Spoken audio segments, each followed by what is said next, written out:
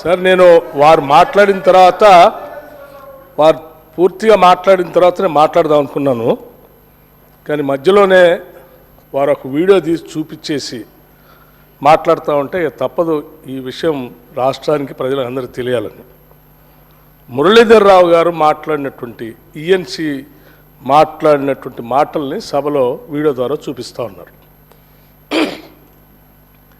మురళీధర్ రావు గారు అనేటువంటి ENC TRS party retire అయిన తర్వాత ఒక దశాబ్ద కాలం కొనసాగించుకొని మొత్తం వారికి ఎట్లా కావాలో అట్లా చేపించుకునేటువంటి ఒక వ్యక్తిగా ఆయన ఈఎన్సీగా రిటైర్ అయిన తర్వాత కూడా అట్లా పెట్టుకున్నారు.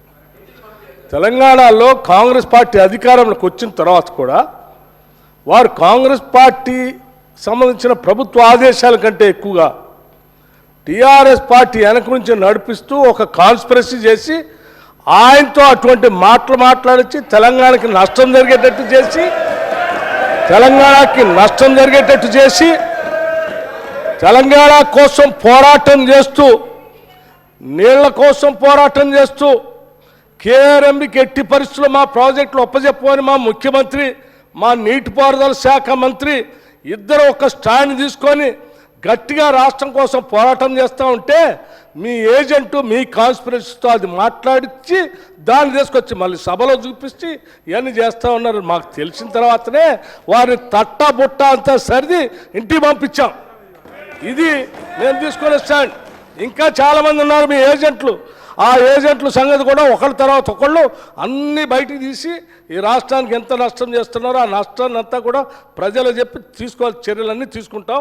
దయచేసి హరీష్ రావు గారు సభను తప్పుదో పట్టించకండి, రాష్ట్రాన్ని తప్పుదో పట్టించకండి. ఇంకా చాలా ఉన్నాయి.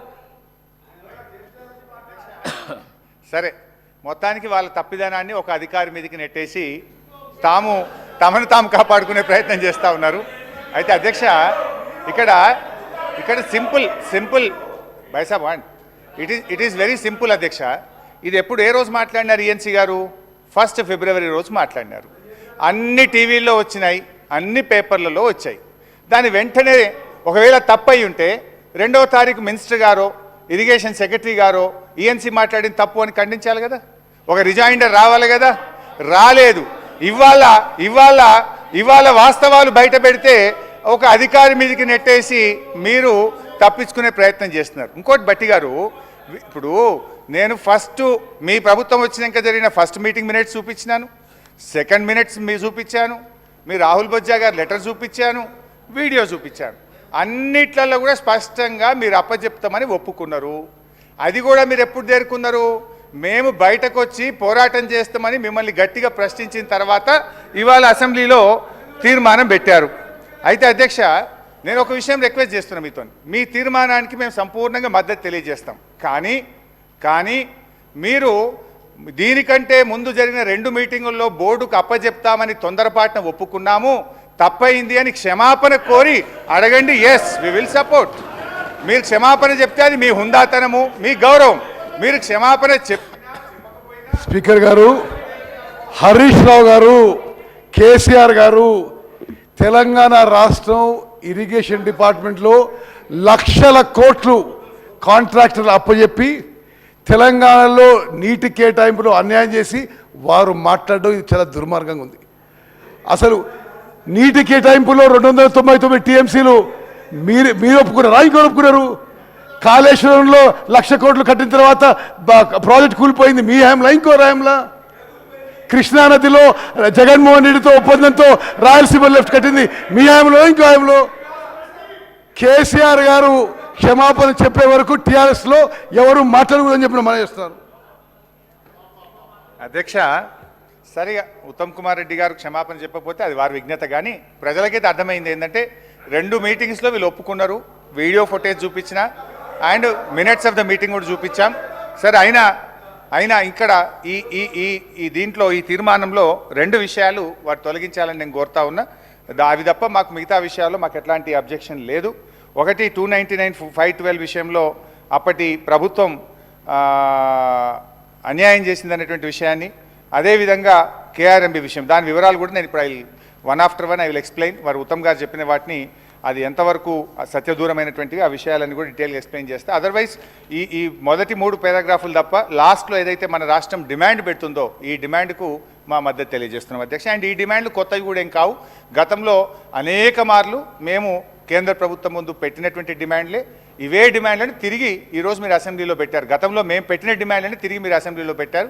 ఈ కొత్త డిమాండ్లు ఏమి కావు. దాన్ని తప్పకుండా మేము కూడా సంపూర్ణమైన మద్దతు తెలియజేస్తాం అధ్యక్ష.